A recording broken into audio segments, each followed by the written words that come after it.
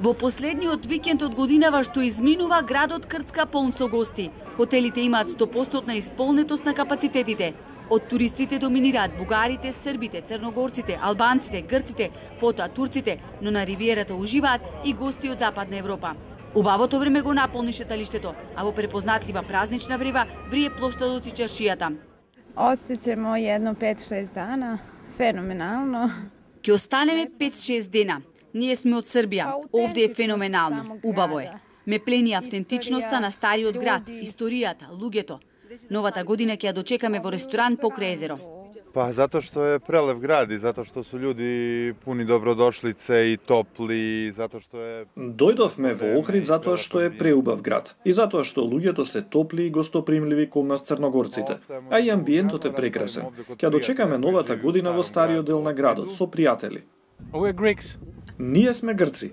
Овде ќе останеме неколку денови бидејќи е многу убаво. Го прошетавме стариот дел на градот, црквите Света Софија, Свети Пантелеймон и останати знаменитости. Хотелиерите нудат богато мени за новогодишната ноќ по прикладни цени, задоволувајќи го вкусот дури и на најпребирливите гости. Најчесто во хотелите бараат луксус, бараат поглед према езеро да имаат, исто така бараат добра храна, добра музика, што ние го моментално можеме да го понудиме тоа. И мислам дека самата местоположба на градот и самата инфраструктура на самиот град, мислам дека придонесува да биде еден од најдобрите градови за нова година. Хотелиерите потенцираат дека цените на новогодишните аранжмани се склучени уште пред 2 месеци и дека најпродавани се пакет аранжманите кои нудат 3-дневен престој. Цените се движат од 100 до нешто повеќе од 150 евра, зависно од тоа што содржи аранжманот.